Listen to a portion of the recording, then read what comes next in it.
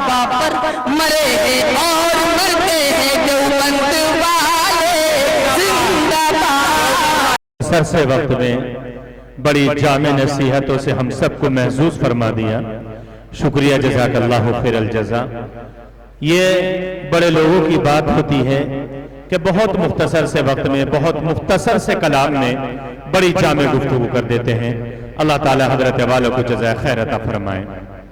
सामीन, हमारे इस इजलास में मदरसा शाही मुरादाबाद के एक और मकबूल उस्ताद हजरत मौलाना मुफ्ती मोहम्मद रिजवान साहब दामत बरकातुहुल आलिया भी तशरीफ फरमा है।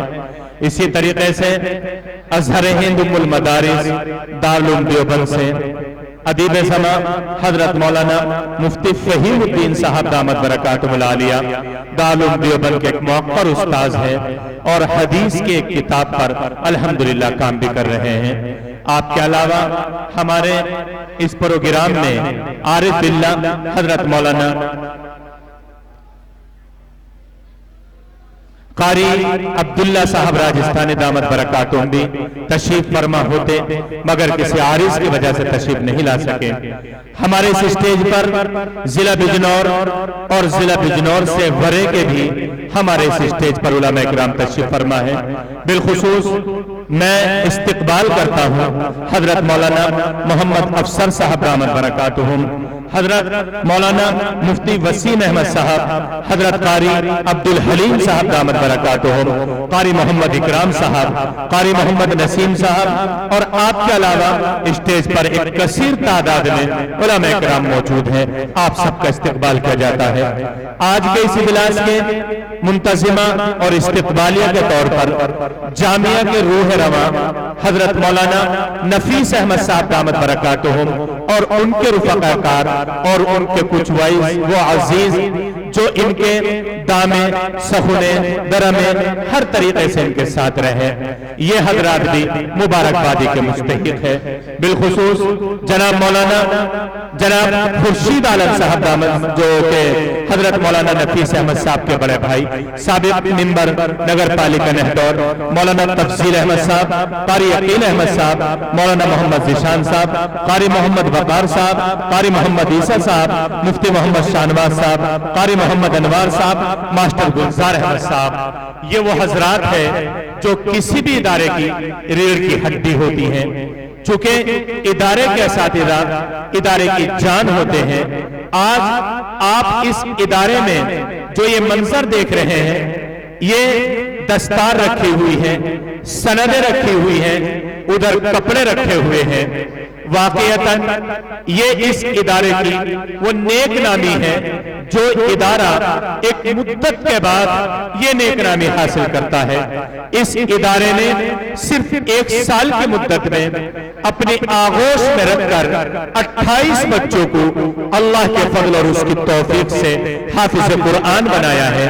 ये किसी भी इदारे की मकबूलियत और गैर मामूली खिदमत का एतराफ है। सामीन, ये इदारा मदरसा इस्लामिया अरबिया मिसबाहुल उलूम का ये अज़ीमुश्शान इजलास, जिसको आप और हम थोड़ी देर के लिए समझ सकते हैं कि माहौल की और मौसम की खराबी की वजह से ये इजलास नाकाम हो गया। कोई कह सकता है नाकाम हो गया, लेकिन अल्लाह की कसम खाकर मैं कह सकता हूं उलमा रब्बानीयीन की मौजूदगी में जो मेरा अपना ज़ौम मेरा गुमान है कि ये इजलास 100% कामयाब है। और वजह यह है कि किसी भी इजलास की कामयाबी का मदार, किसी भी इजलास की कामयाबी और मकबूलियत का मदार सिर्फ मजमे पर नहीं होता, बल्कि उन उलमा रब्बानीयीन पर होता है जिनके नाम और जिनका इंतखाब अल्लाह की तरफ से जिम्मेदार के दिल में इल्का होता है और फिर वो उनसे गुजारिश करता है और उनको दावत देता है, उनकी खिदमत में हाजिर होता है और फिर वो हमारे इस प्रोग्राम में तशरीफ फरमा हो गए। ये इस इजलास की कामयाबी की दलील है। मैं दिल की गहराइयों से मौलाना नफीस अहमद साहब दामत बरकातुहुम को मुबारकबादी पेश करता हूँ कि आपने हिंदुस्तान के मुख्तलिफ गोशों से जिन उलूम नफ्सिया, उलूम इलाहिया और علوم احادیث نبویہ کے متحاملین کو جمع کیا ہے وہ تشریف فرما ہے. میں ان حضرات کا بھی شکریہ ادا کرتا ہوں اور مولانا کو دل کی گہرائی سے اس معنی کر بھی مبارکبادی پیش کرتا ہوں کہ آپ کے اس اجلاس میں واقعتاً فطرتاً آپ کو تکلیف ہوئی, احساس ہوا ہوگا کہ آپ نے بہت دنوں سے اجلاس کی تیاری کی. آج بارش ہو گئی لیکن میں یہ گزارش کرتا ہوں اور گزارش کی ضرورت نہیں ہے, خود عالم دین ہے کہ ہمارا ایمان اللہ کی مشیت اور اس کی منشا پر منحصر ہے. الحمدللہ یہ موسم کا جو تبدیلی ہے یہ بھی اللہ کی طرف سے ہے اور ہم اللہ کے ہر فیصلے پر راضی ہیں. ان الحکم الا للہ.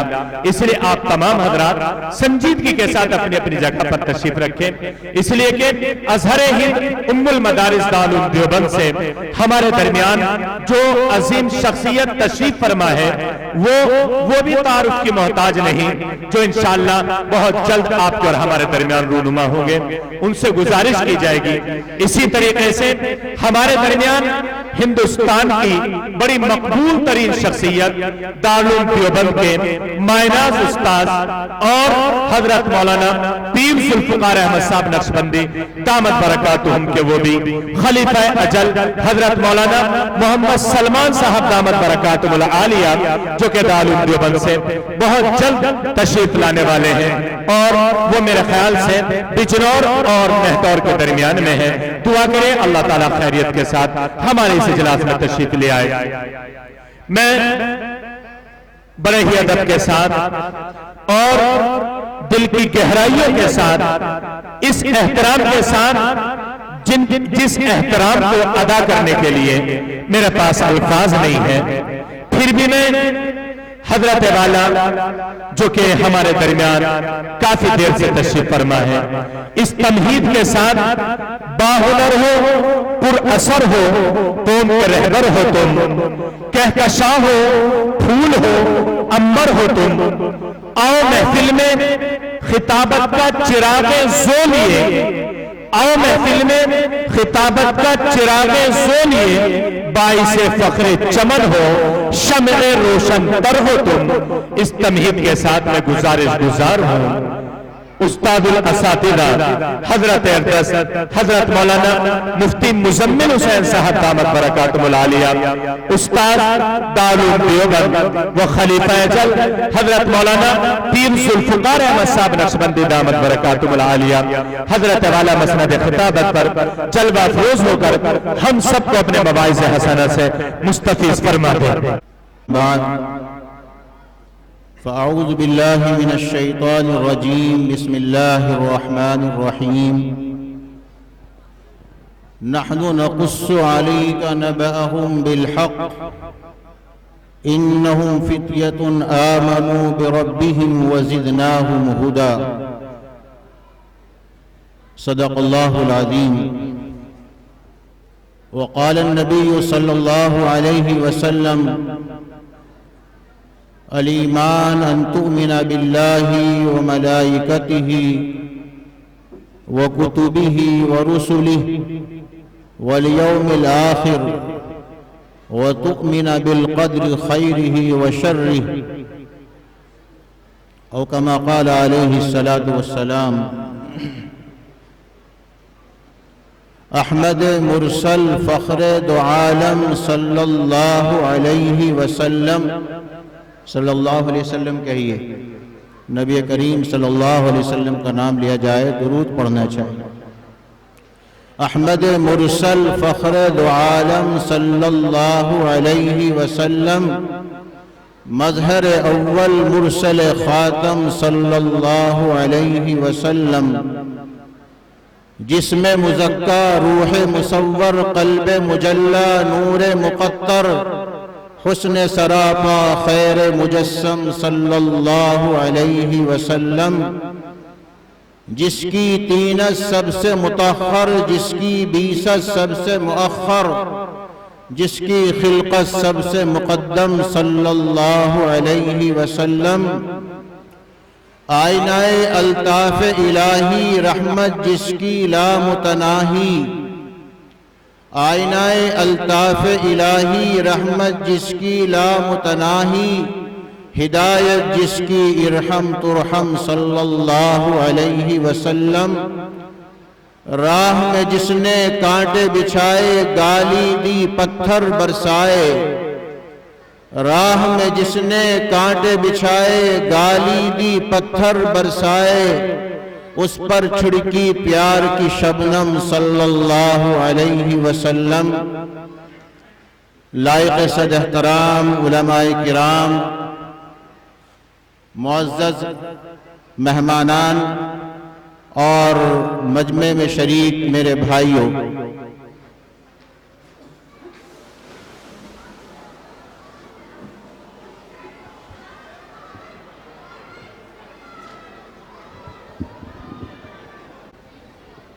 اندازہ حالات کا نہیں تھا، لیکن بہرحال یہ صورتحال پیش آئی۔ اس وقت میں یقیناً ہمارے لیے یہ صورتحال پریشانی کا باعث ہے، لیکن اس وقت میں ایک بات سے بڑی خوشی بھی ہو رہی ہے۔ دارالعلوم دیوبند کی نسبت پر بہت جگہ جانا ہوتا ہے، بہت سی جگہ ایسا بھی جانا ہوا، ایسے پروگراموں میں بھی جانا ہوا کہ موسم بھی اچھا، حالات بھی اچھے ہیں، لیکن مجمع کے اندر افراد موجود نہیں تھے۔ لیکن آج موسم ایسا ناخوشگوار موسم ہے، بارش ہو رہی ہے اور اچھی خاصی تعداد میں یہاں پر سامعین موجود ہیں۔ یقیناً یہ آپ حضرات کے قوت ایمانی کی دلیل، اور پھر ہم سب جو یہاں پر آئے ہیں وہ اللہ کو راضی کرنے کے لیے آئے ہیں، ثواب کے لیے آئے ہیں۔ ہماری شریعت کا اصول ہے الاجر بقدر المشقہ، جتنی مشقت ہوتی ہے اتنا ہی اجر بڑھ جاتا ہے، ثواب بڑھ جاتا ہے۔ یہاں آ کر کے اگر آپ یہ تکلیف اٹھا رہے ہیں اور پانی میں کھڑے ہوئے ہیں، پریشانی میں ہیں، ٹھنڈ آپ کو محسوس ہو رہی ہے، لیکن آپ کو اس ٹھنڈ کے لگنے سے، پانی کے کچھ قطروں کے آپ کے اوپر گرنے سے اگر میرے مالک کی اور میرے مولا کی رضا حاصل ہو جائے تو بہت سستا سودا ہے۔ اللہ تعالیٰ آپ حضرات کی حاضری کو، آپ حضرات کی شرکت کو قبول فرمائے، اور اس حاضری کو اللہ تعالیٰ ہم سبھی کی مغفرت کا ذریعہ بنائے۔ میرے بھائیوں اور بزرگوں، اللہ تعالیٰ نے ہمیں بے شمار نعمتیں عطا فرمائی۔ اللہ نے کچھ نعمتیں تو ہمیں ایسی دی ہیں جو ساری مخلوق کو اللہ نے نعمتیں دی ہیں، انسانوں ہی کو نہیں دی ہیں وہ نعمتیں، اللہ نے چرند کو بھی دی ہے، پرند کو بھی دی ہے، تمام جانوروں کو اللہ نے وہ نعمتیں عطا فرمائی۔ اللہ تعالیٰ نے دیکھنے کے لیے ہمیں آنکھیں عطا فرمائی ہے، بینائی کی قوت دی ہے، اللہ کی بہت بڑی نعمت ہے، اور اس نعمت سے ہم بہت فائدہ اٹھاتے ہیں۔ جو حضرات اس نعمت سے محروم ہیں، آپ ان سے پوچھیں، ان سے اندازہ لگائیں کہ وہ کتنی بڑی نعمت سے محروم ہیں۔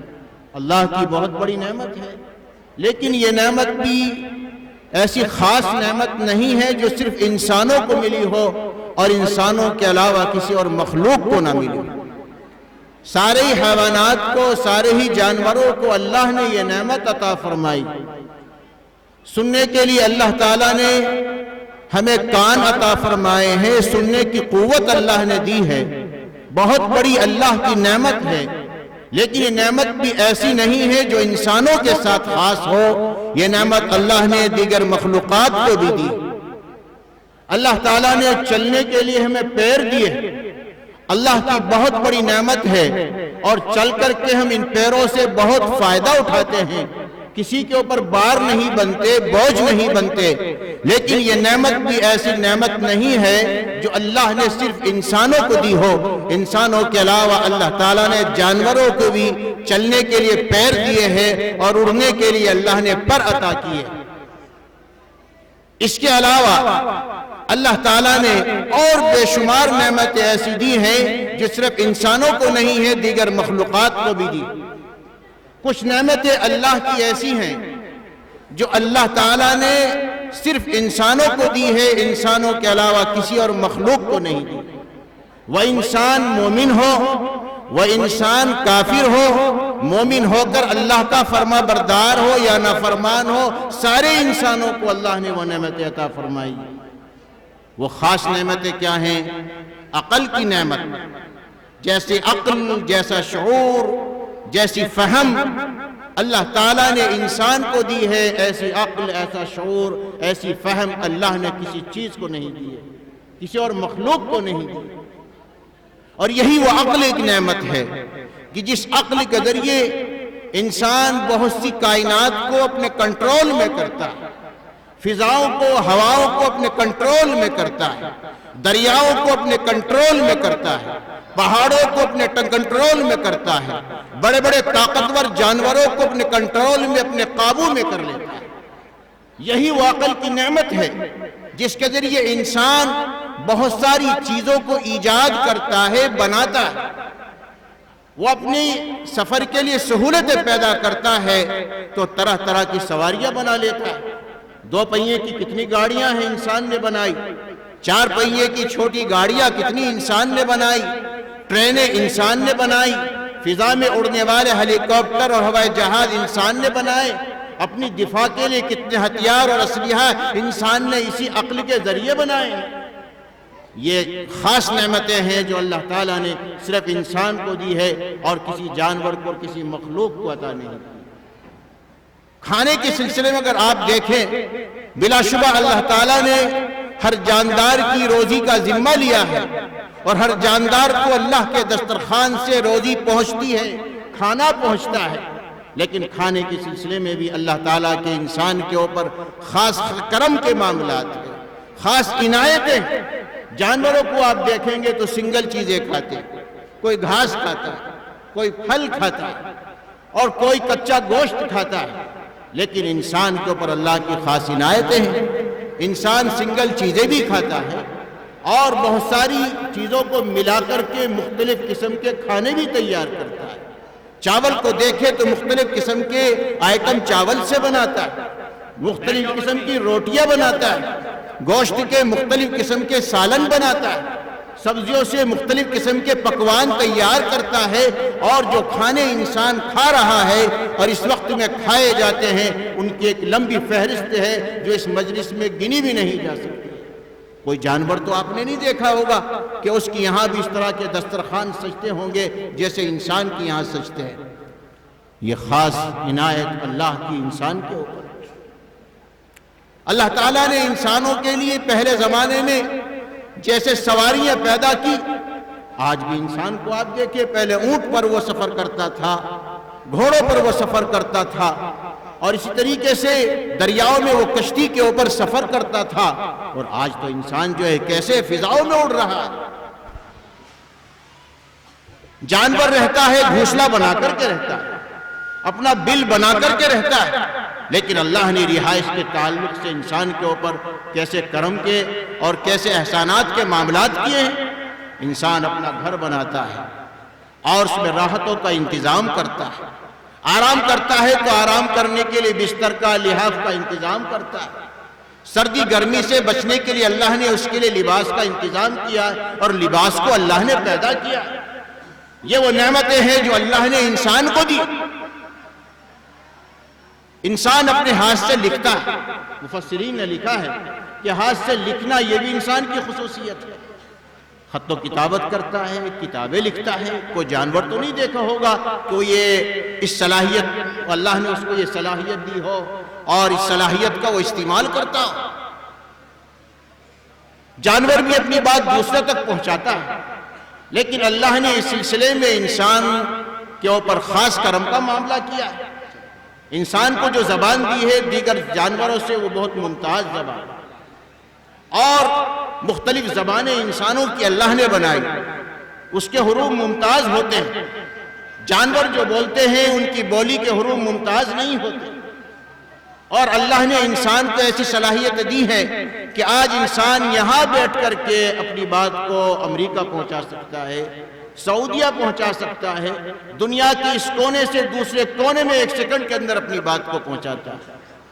یہ اور اس کے علاوہ بے شمار اللہ کی نعمتیں ایسی ہیں جو اللہ نے صرف انسان کو دی۔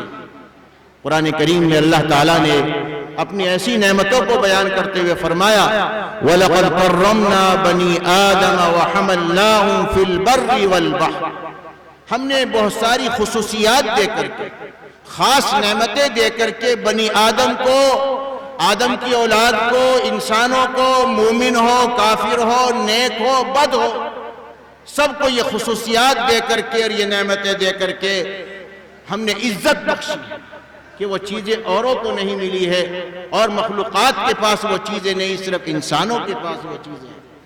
اور پھر کچھ نعمتوں کو اللہ نے بیان فرمایا وَحَمَلْنَاهُمْ فِي الْبَرِّ وَالْبَحْرِ، ہم نے انسان کو خشکی کے اندر سواریوں پر سوار کر دیا، اونٹوں پر چل رہا ہے، گھوڑوں پر چل رہا ہے، اب موٹر سائیکلوں پہ چل رہا ہے، کاروں میں بیٹھ کر کے جا رہا ہے، بسوں میں بیٹھ کر کے جا رہا ہے، ٹرینوں میں جا رہا ہے۔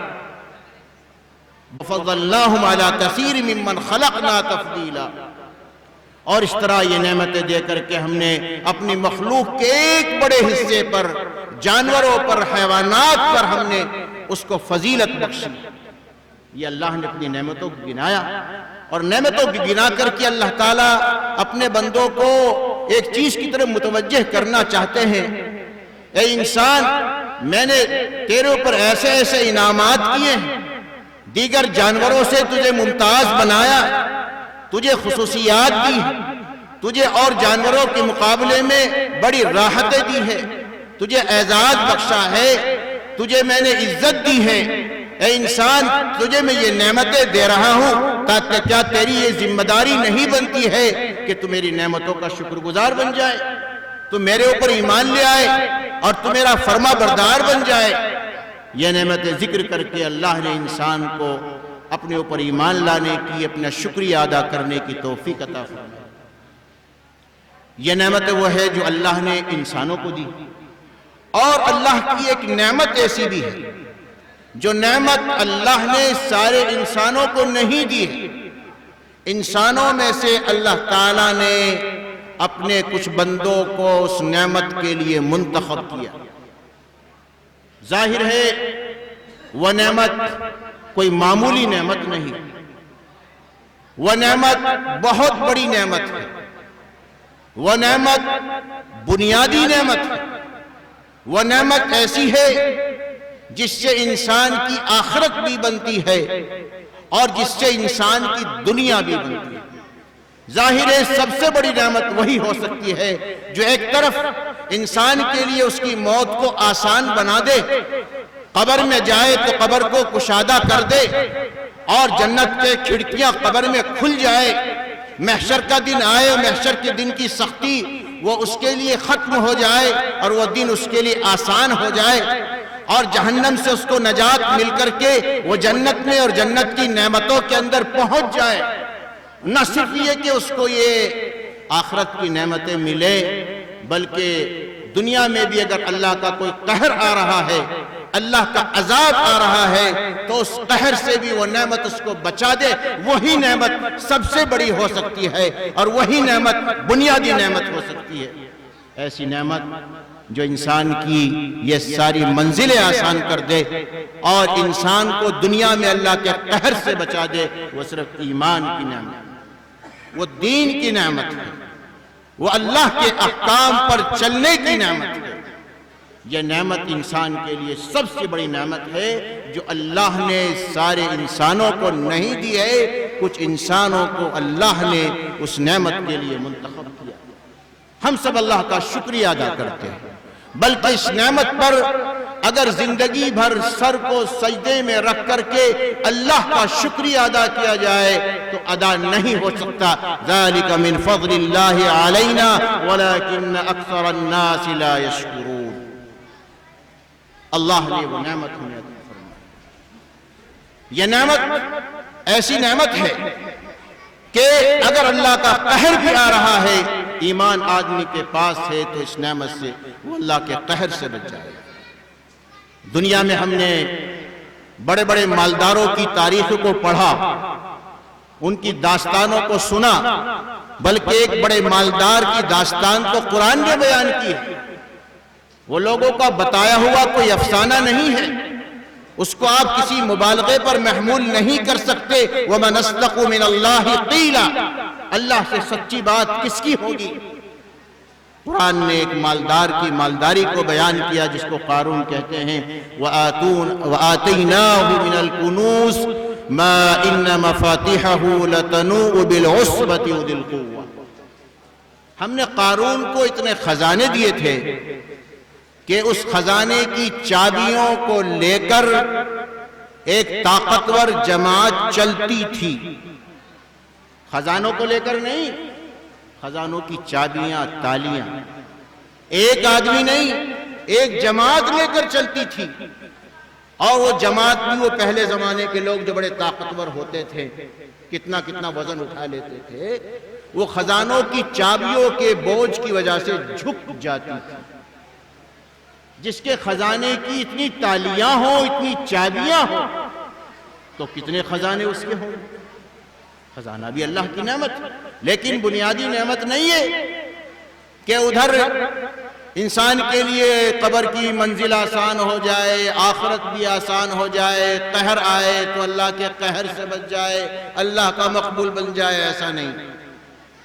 یہ خزانے اللہ نے اس کو دیے، لیکن جو بنیادی نعمت اور جو بڑی نعمت ہے، ایمان والی نعمت، اس نعمت سے وہ محروم تھا۔ کافر تھا، منکر تھا، رسول کا گستاخ تھا، اللہ کا قہر کا نشان بن گیا۔ فَخَسَفْنَا بِهِ وَبِدَارِهِ الْأَرْضَ، ہم نے اس کو بھی اور اس کے محل کو بھی زمین میں دھسا دیا۔ اس لیے میں کہتا ہوں، اگر ہماری معاشی حالت بہتر سے بہتر ہو جائے، ہر ایک آدمی خود کفیل ہو جائے، ہر ایک کا بنگلہ بن جائے، بیلنس خوب ہو جائے، زمین جائیداد بھی کافی ہو جائے، سفر کرنے کے لیے اچھی اچھی گاڑیاں مل جائیں، گھروں میں خدمت کرنے والے خدمت گزار بھی ہو جائے، سب کچھ ہو جائے، لیکن اگر ایمان نہیں ہے تو یہ قوم کبھی بھی ترقی نہیں کر سکتی۔ یہ قوم اگر ترقی کرے گی تو ایمان سے ترقی کرے گی، اللہ کے قہر سے اگر بچے گی تو ایمان کی برکت سے بچے گی۔ اقتدار اور حکومت اللہ کی بہت بڑی نعمت ہے، جس قوم کو اقتدار مل جاتا ہے، لیکن یہ اقتدار بھی انسان کے لیے کوئی بنیادی نعمت نہیں کہ جس کی وجہ سے اس کو اللہ کا قرب مل جائے، اللہ کا مقبول بن جائے۔ فرعون کو اللہ نے کیسا اقتدار دیا تھا؟ قرآن نے اس کے لیے الفاظ استعمال کیے، وَفِرْعَوْنَ ذِي الْأَوْتَادِ، وہ فرعون جس کی حکومت کے کھوٹے گڑ گئے تھے۔ ایسے مضبوط اقتدار والا اور حکومت والا فرعون تھا، لیکن ایمان کی دولت سے وہ محروم تھا۔ بہت سمجھایا موسیٰ علیہ السلام نے، بڑے معجزات دکھائے گئے، نشانیاں دکھلائی گئی، لیکن وہ ایمان نہیں لایا تو اللہ کے قہر کا نشان بنا۔ دریا میں ڈوبا، غرق ہوا، اس کی فوج، اس کا لشکر، اس کی مال و دولت، اس کا جاہ و جلال، اس کے خزانے اس کے کام نہیں آئے۔ کم ترکوا من جنات وعیون وزروع ومقام کریم ونعمت کانوا فیہا فاکہین، کتنی نعمتوں کو چھوڑ کر کے چلا گیا۔ اور دوسری طرف آپ ایمان کی برکتیں دیکھیں اسی واقعے کے اندر، یہ دریا جو فرعون کو اور اس کے لشکر کو پکڑ کر کے ڈبو رہا اور اس کے لیے اللہ کا قہر بن رہا ہے، اسی دریا کو دیکھیے آپ، جو ایمان والے ہیں ان کا کیسے استقبال کر رہا ہے، ان کو نہ صرف یہ کہ ڈبونے سے بچا رہا ہے، بلکہ ان کی راہوں میں پلکیں بچھا رہا ہے اور ان کو راستے دے رہا ہے، اور وہ اس کے اندر سے پار ہو جاتے ہیں۔ تو ایمان ایک ایسی چیز ہے جو انسان کے لیے سب سے بڑی اور بنیادی نعمت ہے۔ بنیادی میں اس لیے کہہ رہا ہوں کہ ایمان اگر ہے تو انسان کا نیک عمل اللہ کے یہاں مقبول ہے۔ اگر ایمان نہیں ہے، انسان سارے خزانے خیرات کر دے، صدقہ کر دے، تو اللہ کے یہاں اس کا یہ صدقہ کرنا اور خیرات کرنا قبول نہیں۔ بیماروں کے لیے اسپتال بنا دے، ٹوٹے ہوئے راستوں کو ٹھیک کرا دے، سردی گرمی میں کمبل اور لحاف کو تقسیم کرے، گرمی کے موسم میں لوگوں کے لیے ٹھنڈے پانی کا انتظام کرے، غریبوں کی مدد کرنے کے لیے صبح سے شام تک راستوں میں پھرتا رہے، کتنے بھی اچھے کام وہ کر لے، لیکن ایمان اگر نہیں ہے تو اللہ کے یہاں اس کے اعمال کی کوئی بھی حیثیت نہیں۔ اس لیے کہ اللہ تعالیٰ نے پیدا کیا، یہ وجود اللہ نے دیا، یہ کام کرنے کے لیے ہاتھ اللہ نے دیے، چلنے کے لیے یہ پیر اللہ نے دیے، بولنے کے لیے زبان اللہ نے دی، دیکھنے کے لیے یہ آنکھیں اللہ نے دی، سننے کے لیے یہ کان اللہ نے دیے، سمجھ اور شعور کے لیے دل اور دماغ اللہ تعالیٰ نے دیے، ساری نعمتیں اللہ دے رہا ہے، صبح سے شام تک اللہ کی طرف سے رحمتوں کی اور نعمتوں کی بارش ہوتی ہے، اور پھر بھی یہ کہتا ہے اے خدا میں تجھے نہیں مانتا، تیرے نبی کو نہیں مانتا، تیری کتاب کو نہیں مانتا، تیری باتوں کو نہیں مانتا، تو ظاہر ہے وہ تو سب سے بڑا باغی اللہ کا ہے۔ حکومت کے قانون پر کوئی عمل نہ کرے یہ چھوٹا جرم ہے، لیکن حکومت ہی کو نہ مانے وہ حکومت کا باغی ہوتا ہے۔ اس لیے اللہ کے یہاں بغیر ایمان کے اس کے اعمال کی کوئی بھی حیثیت نہیں ہے۔ قرآن کریم میں اللہ فرماتے ہیں مثل الذین کفروا بربہم اعمالہم کرماد اشتدت بہ الریح فی یوم عاصف۔ جو لوگ کافر ہیں اور کفر کے ساتھ اچھے کام کر لیتے ہیں، نیک کام کر لیتے ہیں، ان کاموں کو بیکار ہونے میں اور آخرت میں کام نہ آنے میں ایسا سمجھو جیسے رات کا ایک ڈھیر ہو اور آندھی کے دن میں تیزی کے ساتھ اس کے اوپر ہوا چلے اور وہاں پر راک کا نام و نشان نہیں رہتا، اس لیے ان اعمال کا بھی نام و نشان نہیں رہے گا اور انسان کے کچھ بھی کام نہیں ہوگا۔ دنیا میں اللہ تعالیٰ جو ہے ان لوگوں کو، ایسے حضرات کو جو ایمان کی دولت سے محروم ہے، اس کا بدلہ دے دے، وہ دے سکتے ہیں جس کو چاہیں۔ من کان یرید العاجل عجلنا له فیہا ما نشاء لمن نشاء، وہ بھی سب کے لیے نہیں، جس کو چاہیں ہم اس کا بدلہ دنیا کے اندر ہم دے سکتے ہیں، جو دنیا ہی چاہتا ہے اپنے عمل سے۔ یہ تو حال ہے ایسے لوگوں کا۔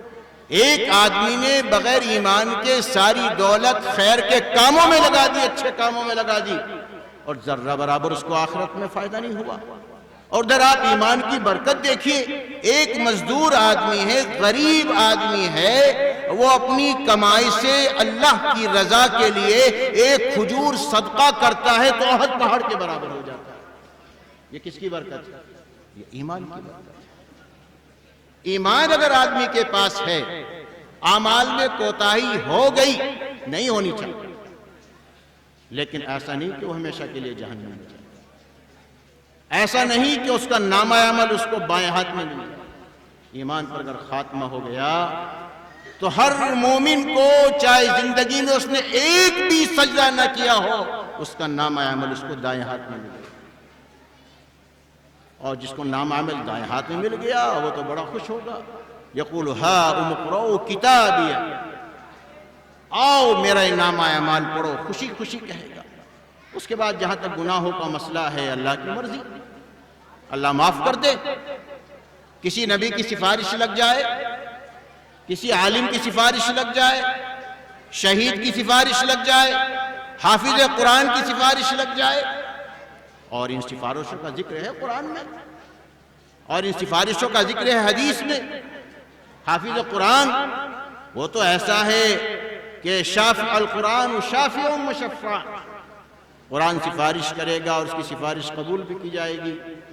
اور حافظ قرآن کا تو بہت بڑا درجہ ہے، ماں باپ کے لیے بڑا اعزاز، اور اس کے خاندان کے 10 ایسے آدمی جن کے لیے جہنم واجب ہو چکی تھی۔ جہنم میں کون جائے گا؟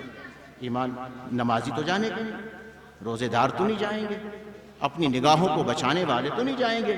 جہنم میں زناکار جائیں گے، سود خوار جائیں گے، اور گناہ کرنے والے جائیں گے۔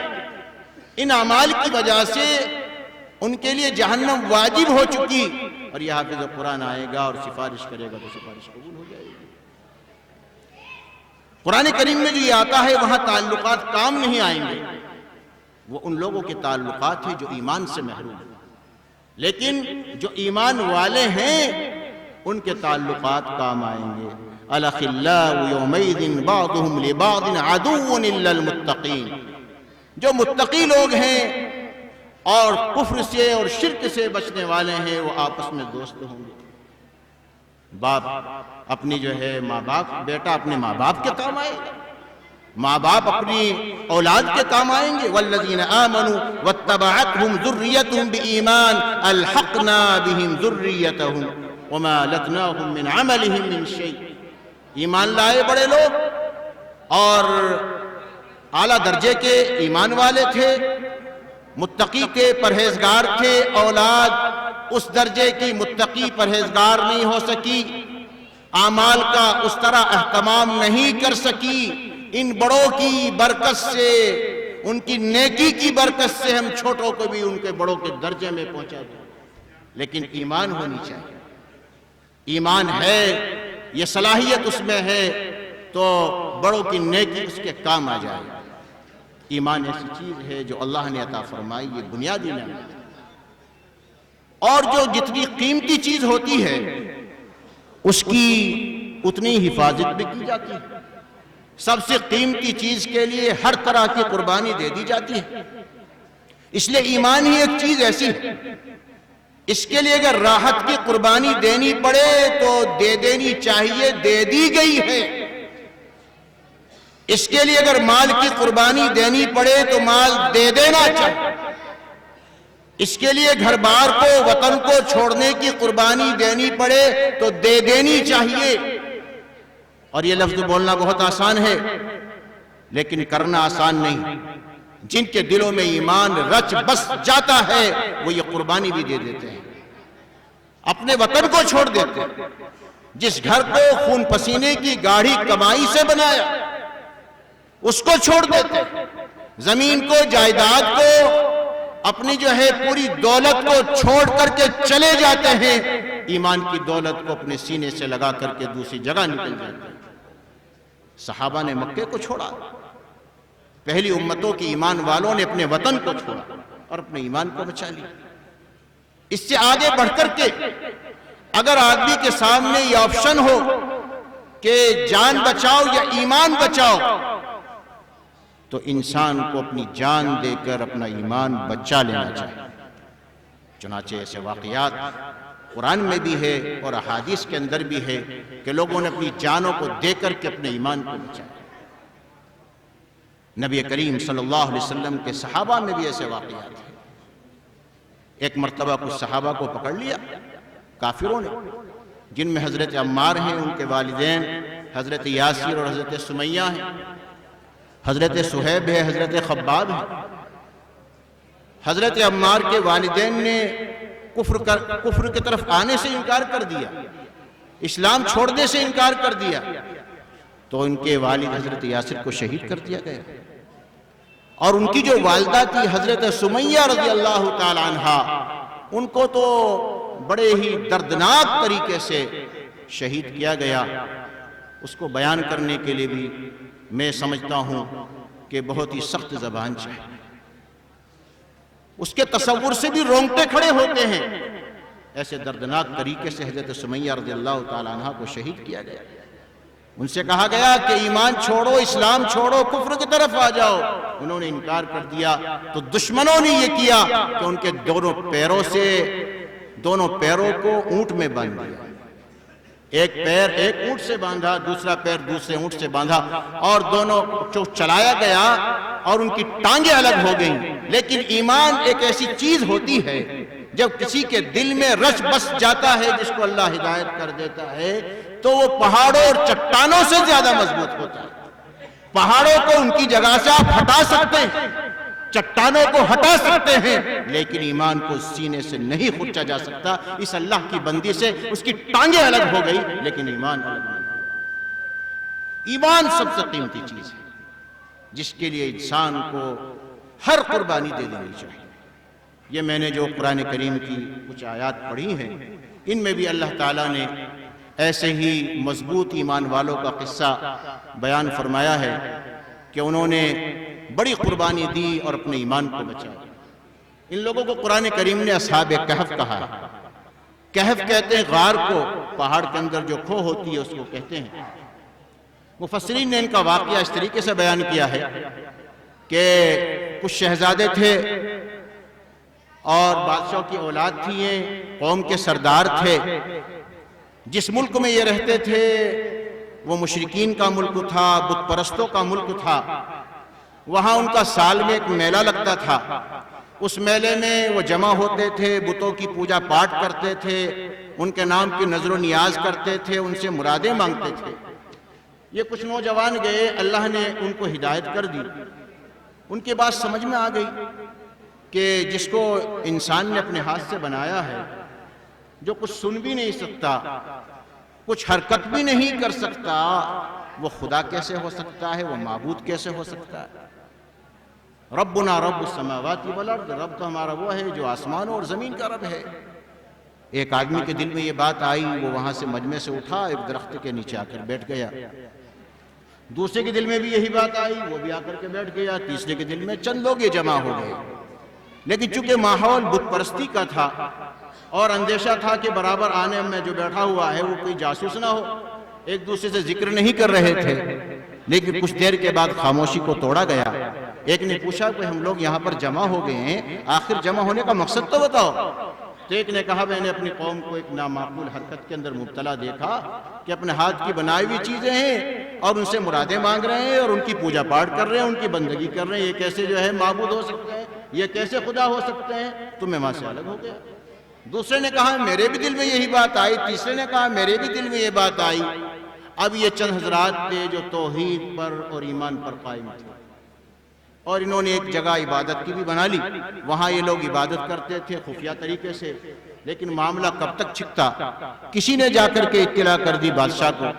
بادشاہ مشرک تھا اور کہا کہ آپ کے مذہب کے خلاف، آپ کے طریقے کے خلاف کچھ لوگ ہیں جو عبادت کرتے ہیں۔ بادشاہ نے بلایا اور بلا کر کے ان سے پوچھا کہ تم کیا کرتے ہو، تمہارا عقیدہ کیا ہے، تمہارا نظریہ کیا ہے؟ ظاہر ہے پورا ملک بت پرستوں کا ہے، بادشاہ ہے، بادشاہ کی فوجیں وہاں پر کھڑی ہوئی ہے، تو بولنا ہر ایک کے بس کی بات نہیں ہے۔ لیکن جسے اللہ تعالیٰ قوت دے، جسے دل کو اللہ مضبوط کر دے، وہ کسی کے سامنے نہیں ڈرتا۔ وَرَبَطْنَا عَلَىٰ قُلُوبِهِمْ إِذْ قَامُوا، ہم نے ان کے دلوں کو مضبوط کر دیا جب انہوں نے کھڑے ہو کر بادشاہ کے سامنے کہا ربنا رب السماوات والارض، ہمارا رب تو وہ ہے جو آسمانوں اور زمین کا رب ہے۔ لن ندعو من دونه الہا لقد قلنا اذا شططا، ہم اللہ کے علاوہ کسی کو نہیں پکار سکتے، اگر ہم ایسا کریں گے تو ہم بڑی بیجا بات کریں گے۔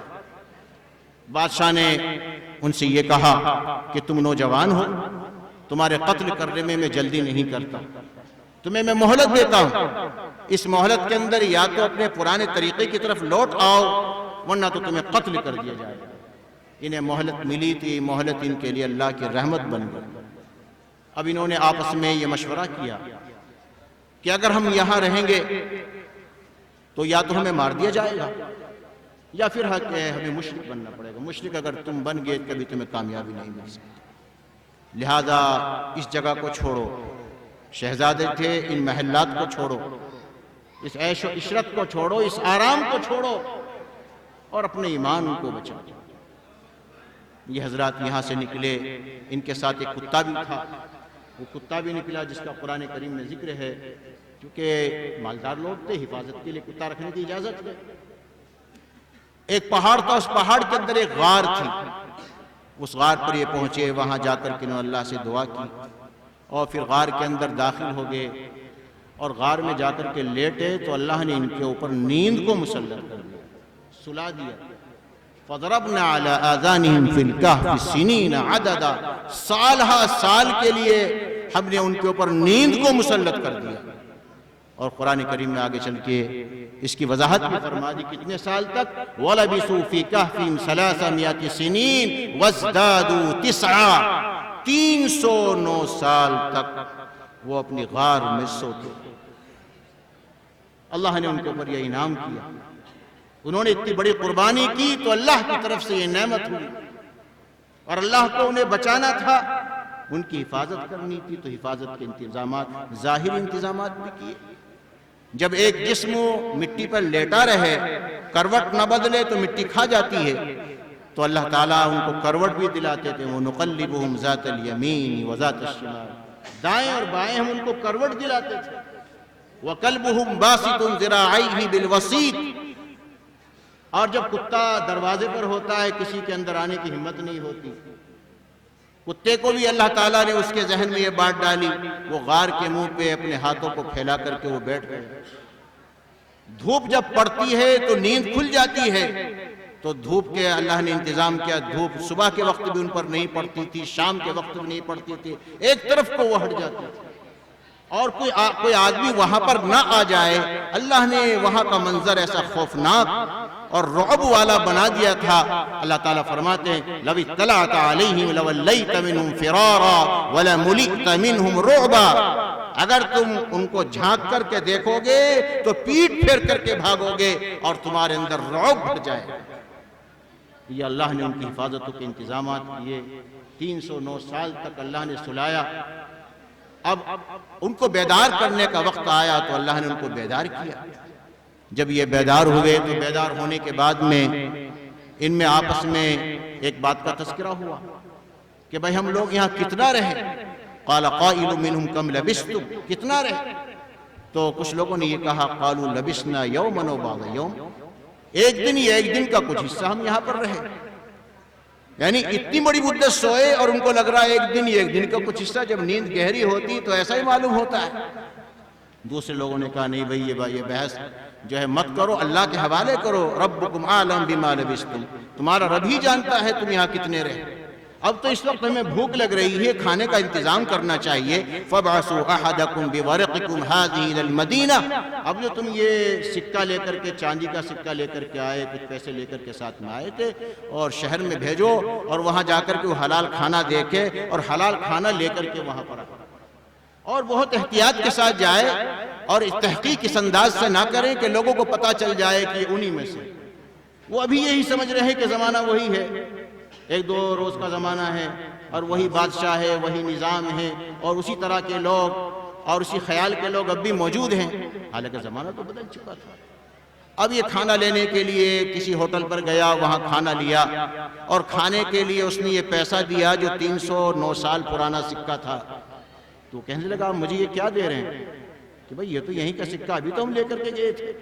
اس نے کہا نہیں بھئی یہ تو بہت پرانا ہے، اور لگتا ہے تیرے ہاتھ کوئی خزانہ آ گیا ہے، خزانہ تجھے مل گیا، اس میں سے لے کر کے آیا اور اس کو پکڑ کر بادشاہ کے یہاں پہنچا دیا۔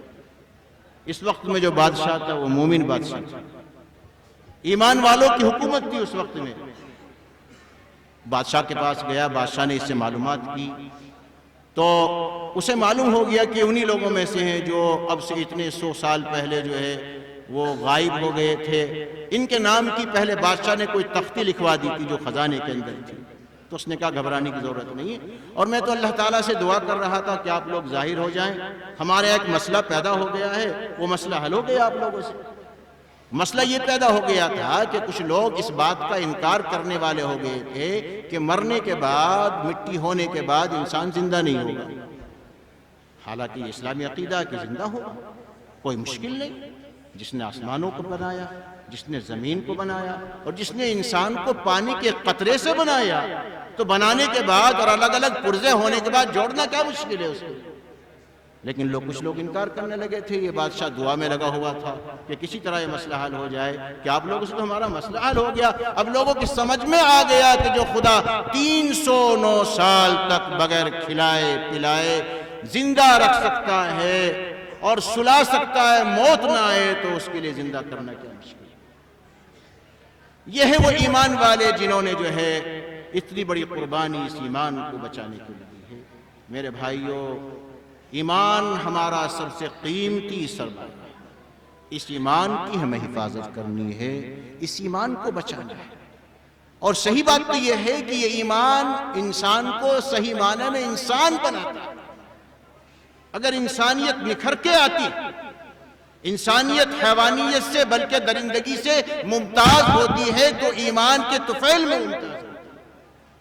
ایمان نہیں تھا انسان جانور تھا، درندہ بن چکا تھا، بے رحم بن چکا تھا، اپنی بچیوں کو زندہ درگور کرتا تھا، راستے لوٹتا تھا، خون کا پیاسا تھا، ناانصافی کرتا تھا۔ ایمان آیا تو رحم آیا۔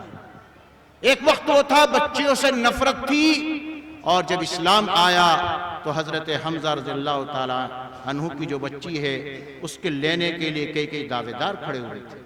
جب اسلام اور ایمان آیا بچیوں سے ایسا کیا، لوگ راستوں کو لوٹتے تھے، ایمان آیا اور اسلام آیا، لوگ راستوں کے محافظ بن گئے، حقوق کے محافظ بن گئے، خیانت چلی گئی، امانت آ گئی، ناانصافی چلی گئی، عدل آ گیا، انصاف آ گیا، اپنوں کو بھی انصاف ملا، غیروں کو بھی انصاف ملا، مسلموں کو بھی ملا، مشرکوں کو بھی ملا، عیسائیوں کو بھی ملا، یہودیوں کو ملا، سب کو اسلام ملا ہے، انصاف ملا ہے، وہ اسلام کے اور ایمان کے اسٹیج سے ملا۔ یہ چیز آئی تو انسان نیت نکھر کے آئی، اور انسانیت کے صحیح نمونے، عمدہ نمونے، اعلیٰ نمونے کہ ایسے اعلیٰ نمونے نہ اس سے پہلے دیکھے گئے اور نہ آئندہ دیکھے جائیں گے۔ یہ سب ایمان کی برکت ہے۔ ایمان آتا ہے ایک اچھا باپ بنتا ہے، ایمان آتا ہے ایک اچھی اولاد بنتی ہے، ایمان آتا ہے اچھا شوہر بنتا ہے، ایمان آتا ہے نیک خاتون بنتی ہے، ایمان آتا ہے اچھا پڑوسی بنتا ہے، ایمان آتا ہے اچھا پردھان بنتا ہے، اچھا چیئرمین بنتا ہے، عادل بادشاہ بنتا ہے۔ ایمان اس سے معلوم ہوا کہ امن اور امان یہ بنیادی ضرورت ہے دنیا کی، اور یہ بنیادی ضرورت جو ہے یہ پیدا ہوتی ہے اور جنم لیتی ہے ایمان سے، اس لیے ایمان دنیا کی بنیادی ضرورت ہے۔ اگر امن کو قائم کرنا ہے، ناانصافی کو ختم کرنا ہے، آشتی کو، پیار کو، محبت کو قائم کرنا ہے، عزت کو اور آبرو کو بچانا ہے، تو اسلام کے سائے میں آنا پڑے گا، ایمان کو سینے سے لگانا پڑے گا۔ اس کے بغیر دنیا سے ناانصافی، ظلم اور برائیوں کا خاتمہ نہیں ہو سکتا ہے۔ اللہ کا ہمیں شکریہ ادا کرنا چاہیے کہ اللہ نے ہمیں یہ نعمت عطا فرمائی۔ لیکن آج بہت افسوس کے ساتھ یہ بھی کہنا پڑتا ہے کہ ایمان والوں کی تعداد یعنی ان کی فہرست بہت بڑی۔ اس وقت میں دنیا میں عیسائیوں کے بعد تعداد میں نمبر وہ ایمان والوں کا اور مسلمانوں کا، لیکن یہ بات بہت افسوس کے ساتھ کہی جاتی ہے، اور شاید اس میں کوئی مبالغہ نہ ہو کہ 50% وہ لوگ جو اپنے کو مسلمان کہتے ہیں وہ ایمان کو نہیں جانتے، ایمان کے ارکان کو نہیں جانتے، تو ایمان کیسا ہے؟ آپ پوچھے بھئی آپ مسلمان ہیں، مومن ہیں، تو اس نے تو مسلمان کا مطلب یہی سمجھا ہے کہ مسلمان کے گھر میں پیدا ہو، اور کچھ نے یہ سمجھا ہے کہ خاص قسم کے کھانے کا نام جو آدمی خاص قسم کا کھانا کھاتا ہو تو وہ مسلمان ہے۔ ایمان کا مطلب پوچھے بالکل نہیں بتائیں گے، کلمے تک لوگوں کو یاد نہیں ہے، تلفظ صحیح نہیں ہے، ایمان کا مطلب معلوم نہیں، ایمان کے ارکان معلوم نہیں۔ ایمان کہتے ہیں سچا یقین کر کے مان لینا، یقین بھی ہونا چاہیے اور مان لینا بھی ہونا چاہیے۔ یقین ہے اور تسلیم نہیں، ماننا نہیں، تو اس کو ایمان نہیں کہیں گے۔ یقین تو فرعون کو بھی حضرت موسیٰ علیہ السلام کے نبی ہونے کا تھا، وَجَحَدُوا بِهَا وَاسْتَيْقَنَتْهَا أَنفُسُهُمْ ظُلْمًا وَعُلُوًّا، یقین آ گیا تھا جو نشانیاں موسیٰ علیہ السلام لے کر کے آئے، لیکن تکبر کی وجہ سے اور ظلم کی وجہ سے انکار کیا، مانا نہیں، تو کافر رہا۔ یقین تو یہود و نصارہ کو محمد الرسول اللہ صلی اللہ علیہ وسلم کی نبوت کا ایسا یقین تھا جیسے اپنے بیٹوں کے بیٹے ہونے کا یقین ہے، لیکن پھر بھی کافر ہے چونکہ انہوں نے مانا نہیں، تو ماننا بھی ضروری ہے۔ تو یقین کرنا اور مان لینا اس کا نام ایمان ہے، اور کس کا یقین کیا جائے، کس کو مانا جائے، یعنی اس کے ارکان کیا ہے، جو حدیث شریف میں نے آپ کے سامنے پڑھی اس میں اس کے ارکان بیان کیے گئے ہیں۔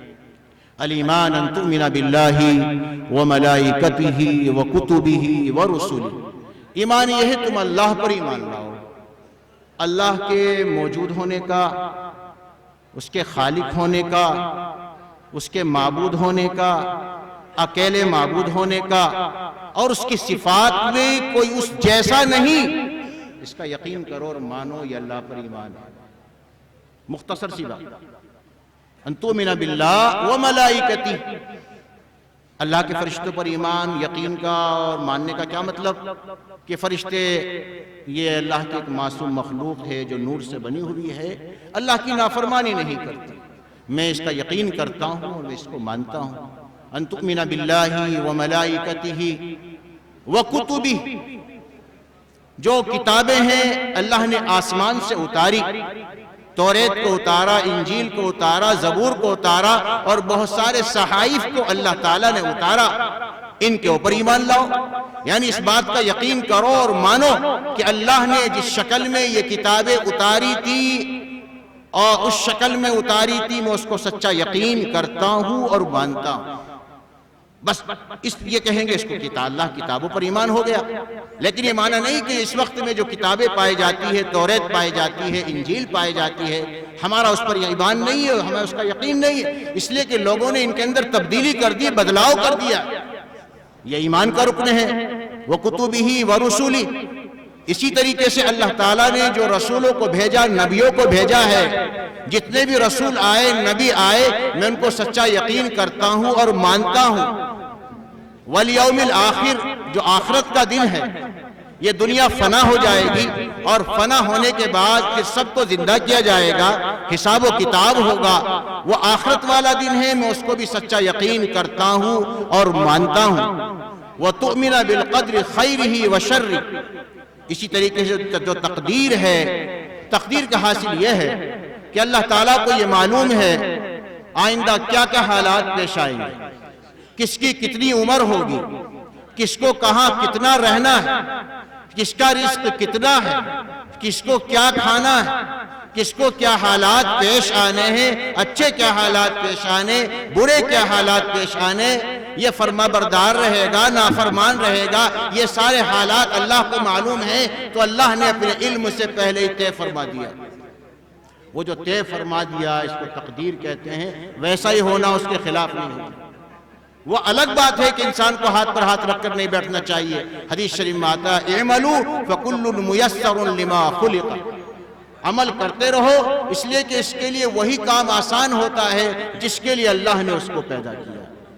ہاتھ پر ہاتھ رکھ کر کے نہیں بیٹھتا ہے، یہ تقدیر بھی برحق ہے۔ چنانچہ ہم دیکھتے ہیں دو دکانیں ہیں، دونوں دکانوں پر سامان برابر، کوالٹی برابر، دونوں دکانوں کے جو دکاندار ہے اور جو دونوں تاجر ہے، دونوں کے اخلاق بہت اچھے، برابر درجے کے اخلاق، برابر وقت پر دکانیں کھولتے ہیں، ساری صفات میں وہ برابر ہیں، لیکن ایک آدمی جو 5,000 روپے لے کر کے اٹھتا ہے، ایک 2,000 لے کر اٹھتا ہے، یہ کیا بات ہے بھائی؟ یہ وہ تقدیر ہی تو ہے۔ یہ ایمان کے وہ ارکان ہیں، آپ پوچھیں تو 50% لوگوں کو معلوم نہیں ہوگا ایمان کے ارکان کیا ہوں گے۔ یہ ایمان کا مطلب، ایمان کے ارکان، ایمان کے تقاضے، یہ سب کہاں سے معلوم ہو رہے ہیں؟ ظاہر ہے یہ سب انہی مدرسوں سے معلوم ہو رہے ہیں، ہندوستان میں انہی سے معلوم ہو رہے ہیں۔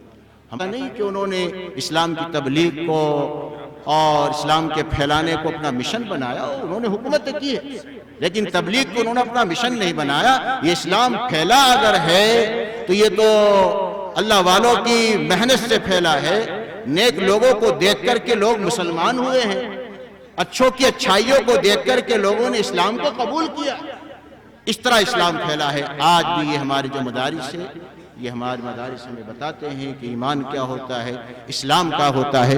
تو جیسے میں نے عرض کیا تھا، ایمان سب سے بڑی نعمت، تو ان مدرسوں سے ہمیں سب سے بڑی نعمت مل رہی ہے۔ اللہ کا شکر ادا کرنا چاہیے کہ اللہ نے یہ نعمتیں دی ہیں، ہم شکر ادا کریں گے اور ان اداروں کی طرف توجہ رکھیں گے تو اللہ کی نعمت بڑھے گی، اور یہ ادارے مضبوط رہیں گے تو ہمارا ایمان مضبوط رہے گا، ہمارا دین مضبوط رہے گا، ہماری نسلیں محفوظ رہے گی، اور ہماری نسلوں کے سینے سے ایمان کو کھرچنا آسان نہیں ہوگا۔ لیکن خدا نہ خواستہ اگر یہ جو دین پھیلنے کے ذریعے ہندوستان کے اندر ہے، میں اس میں دعوت و تبلیغ کا نظام کو بھی لیتا ہوں، وہ بھی اسی کوک سے نکلا ہے۔ یہ دونوں نظام، مدارس کا نظام اور دعوت و تبلیغ کا نظام اگر رہے گا تو میں اور پورے طریقے سے ہم اسے مضبوط کریں گے تو اللہ پر بھروسہ کر کے کہتا ہوں انشاءاللہ مسلمان ہونے کی حیثیت سے ہندوستان میں رہے گا۔ اللہ تعالیٰ ان اداروں کی حفاظت فرمائے، ان اداروں کو چلانے والوں کی حفاظت فرمائے، ان کی عمروں میں برکت عطا فرمائے۔ وآخر دعوانا الحمدللہ رب العالمین۔ جزاک اللہ علیہ حضرات کی عمروں میں برکت عطا فرمائے۔ آج کے اس عظیم الشان اجلاس کے مہمان خصوصی تشریف لا چکے ہیں. میں مہمان مکرم کا بالخصوص تمام مہمانان نظام کا بالعموم اپنی طرف سے ادارے کی طرف سے آپ کا شکریہ ادا کرتا ہوں. سامعین، قبل اس کے کہ اگلی کارروائی پروگرام کی اگلی کارروائی ہو، میں چند اشعار کے لیے گزارش کر رہا ہوں. بجنور کے ایک مشہور شاعر جناب قاری امتیاز اظہر صاحب آپ تشریف لائیں اور چند اشعار سے ہم سب کو محظوظ فرما دیں. اس ویڈیو کو لائک کریں، کمنٹ باکس میں دعاؤں سے نوازیں، چینل کو سبسکرائب کریں، صدقہ جاریہ کی نیت سے شیئر بھی کر دیں.